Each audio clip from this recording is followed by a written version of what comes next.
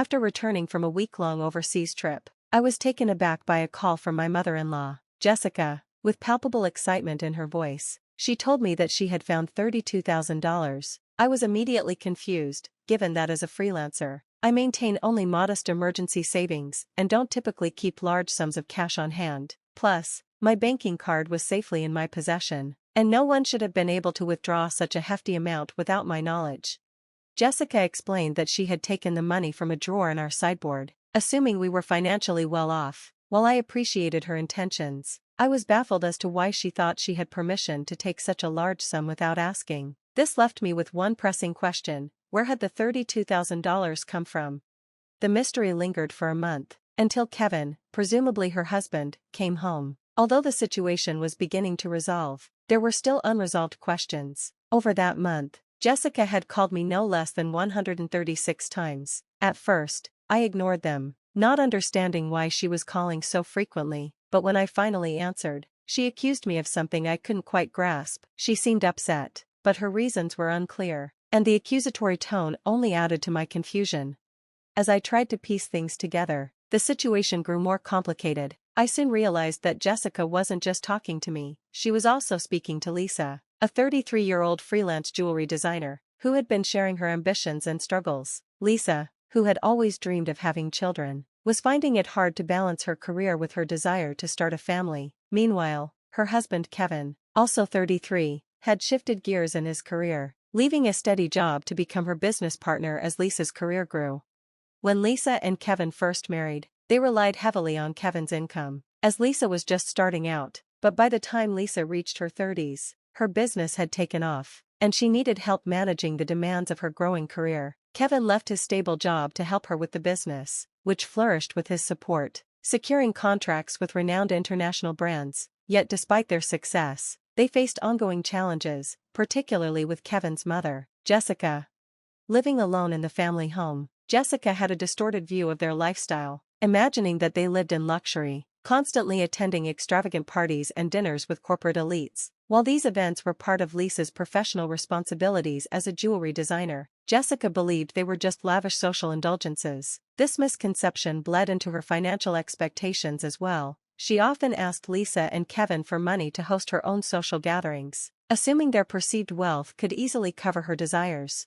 Despite being financially capable of supporting Jessica, Lisa and Kevin's lifestyle wasn't as glamorous as Jessica imagined. The events they attended were necessary for their business image, and maintaining this image required significant expenses, like dressing elegantly and dining at upscale restaurants. But Jessica frequently expressed envy toward their lifestyle, often with a sarcastic undertone, and she didn't shy away from making requests for financial help. While Lisa consistently declined these requests, Kevin, seeing his mother's constant demands, occasionally gave in, hoping to maintain peace and avoid disruptions to their work. Unfortunately, this only seemed to fuel Jessica's expectations, leading to even more frequent and unreasonable demands. A recent visit from Jessica added more tension to the situation. She insisted that Kevin buy her an extravagant new dress for an upcoming social event, even though we suggested a more affordable option, like a simple three-piece suit. But Jessica was insistent on the lavish dress, claiming that it was essential for the occasion's grandeur. She even demanded a matching handbag, expecting us to cover that expense as well. To handle her financial demands more efficiently, Kevin set up a credit card in Jessica's name, instructing her to use it for her expenses. Initially, this seemed like a reasonable solution. Jessica's spending got out of hand, and Kevin had to step in to rein her in. He set a new rule: she would need to consult him before making any significant purchases. The intention was to give her some independence while keeping her spending in check, finding a balance between her desires and our need to manage finances responsibly. Despite the new restriction, Jessica's habits didn't change much. She went ahead and bought an expensive ring without consulting us first, and the costs quickly began to pile up, putting a strain on our finances. Kevin, who was handling the bills, soon realized the situation had become unsustainable. Frustrated by Jessica's disregard for the financial consequences, he imposed a spending cap on her credit card. When Jessica found out she couldn't pay for her latest shopping spree because of the new limit, she was furious. She stormed into our house, questioning the fairness of the restriction. She argued that her enjoyment of luxury was no different from our professional need to dress up for glamorous events. We tried to explain that the events we attended, product launches and parties, were essential to our work, often hosted in lavish settings, but Jessica only saw it as indulgence on our part, not understanding the professional obligations that came with these appearances. After the spending cap was introduced, Jessica's complaints quieted down a bit, though she still voiced her discontent to Kevin from time to time. Life settled into a more manageable routine, and as the year came to a close, an exciting opportunity presented itself. A foreign brand offered us the chance to expand internationally, and this proposal thrilled me. It felt like a step toward joining the ranks of top-tier designers. Kevin, who was overseeing the business side of things, also recognized the importance of the opportunity and was eager to seize it. However, despite the excitement, Kevin and I had concerns about how Jessica would react, given her history of excessive spending. When we shared the news of the potential overseas expansion, her response was exactly what we expected. Jessica accused us of planning to live luxuriously abroad under the guise of work, fearing that we were preparing to relocate permanently.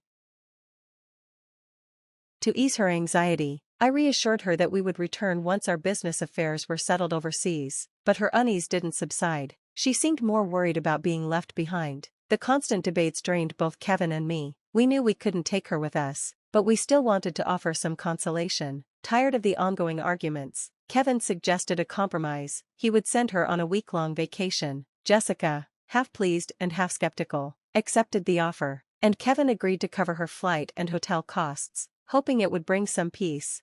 Unfortunately, the tranquility was short-lived. A few days later, while Kevin was focused on the overseas arrangements, Jessica showed up at our house with yet another request. She wanted extra money for shopping during her trip abroad. When I asked about the credit card Kevin had given her, she admitted he had taken it back, fearing she might misuse it due to fluctuating currency rates. I told Jessica that I couldn't authorize any financial assistance without Kevin's consent, and the conversation ended with her storming out in frustration. As the new year arrived, Jessica set off on her 10-day trip. When she returned, she shared a surprising revelation that would completely change our understanding of the situation. Jessica called me, excited about her trip, but soon admitted that she had overspent on souvenirs. Growing increasingly frustrated, I confronted her about the money she claimed I had set aside for her, a sum I had no memory of earmarking. The conversation quickly took a sharp turn. I knew I had savings in my account set aside for business emergencies, but there was no way Jessica could have accessed it without my approval. That's when she casually told me she had found $332,000 in a drawer in the sideboard of our house.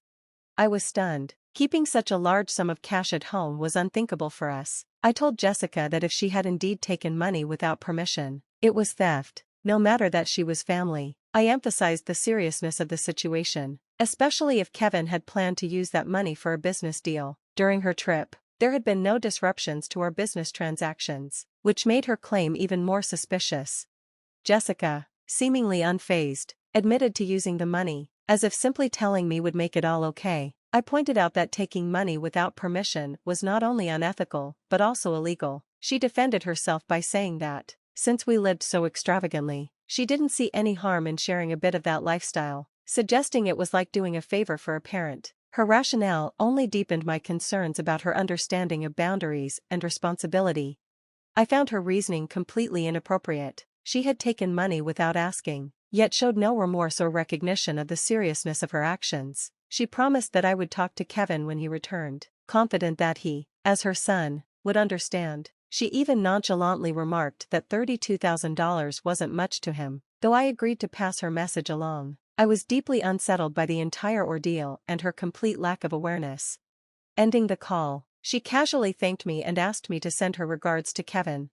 When Kevin returned that night, still confused about the $32,000 in cash, I confronted him. He explained that he had withdrawn the money 12 days prior for an urgent payment that required cash. I was surprised he had kept such a large sum in a drawer, given the security risks involved. Kevin seemed troubled as he asked if I knew anything about the cash. That was when I realized the money was indeed his, but we still didn't understand why it was kept in our house or what its intended purpose was. I questioned Kevin further, trying to piece together the mystery. I was perplexed as to why Kevin had left such a large sum of money at home, especially since we usually conducted transactions through bank transfers. Kevin then revealed that, after limiting Jessica's credit card, she had secretly borrowed money from other sources, consumer finance cards and credit cards she had opened without his knowledge. When Kevin discovered this, it added a whole new layer of complexity to our already strained relationship with her. To address her escalating debts, Kevin took decisive action. He collected all of Jessica's credit cards and withdrew cash to pay off her obligations. Despite giving her the money, Kevin was aware of the risk that she might squander it carelessly. This decision shed some light on the situation, though it still didn't explain Jessica's motives. I was inclined to handle the debt repayment directly through bank transfers, thinking this would be more straightforward and traceable. However, Kevin preferred to avoid leaving too many records in our bank accounts to maintain trust with our business partners and keep our bookkeeping clean. So, he chose to withdraw the money and manage the payments personally. Supporting Jessica's overseas trip, though, was more of a parting gesture, acknowledging that once we moved abroad, we wouldn't be as available to her as before. 3. As time passed, Jessica began calling me frequently, up to 136 times a day. Kevin advised me not to engage with her excessive attempts to contact us, but her persistence made me uneasy. One day, I finally picked up, and her voice, tinged with desperation, broke through. She apologized for the constant calls, revealing that she was facing daily demands for payment and that Kevin wasn't responding to her. She turned to me as her last resort for help. I was shocked that Kevin would take such a drastic measure against his own mother, especially if he had set aside money to clear her debts. Had he used it as intended, perhaps Jessica wouldn't be overwhelmed by the calls and letters from collection agencies. Now, she was being bombarded with notices, unable to resolve her mounting financial problems. The situation was starting to look like something out of a drama series. When Jessica called again, pleading for help, claiming it was a son's duty to assist his mother, I felt the weight of her distress. I mentioned her plea to Kevin when he came home, but his response was unexpectedly harsh. He coldly dismissed her, pointing out that she had squandered her chances to resolve things herself. Despite my desire to help, I decided to block Jessica's number. She was Kevin's mother, and if he had chosen to distance himself, I had little choice but to respect that. As the day of our overseas move grew closer, I found myself surrounded by boxes in our cluttered home, a profound sense of helplessness settling over me regarding Jessica's situation. It soon became clear that things had escalated far beyond what I had imagined. Jessica had to sell her house to settle her debts, a drastic measure that highlighted the severity of her financial troubles. In addition to the $32,000 Kevin had set aside to help her, she had concealed even more debt. The total amount was so vast that even after selling her property, she couldn't fully pay off her obligations.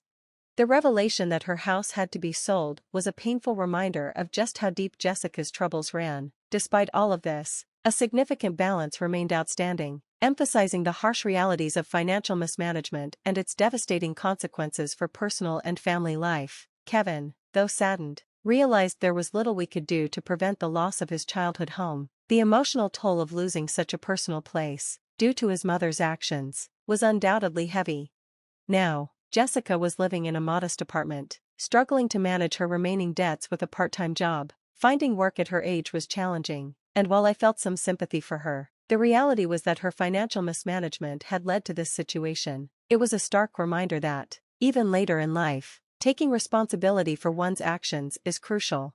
Meanwhile, our business was thriving overseas, opening doors to opportunities one hadn't anticipated. Back home, we began receiving inquiries from various brands, and I found myself navigating offers from unexpected places. This new development significantly broadened our professional horizons. While this success was gratifying, it came with its challenges. My schedule was so packed that finding time to rest was difficult, and Kevin, equally busy with his own responsibilities, was no less stretched.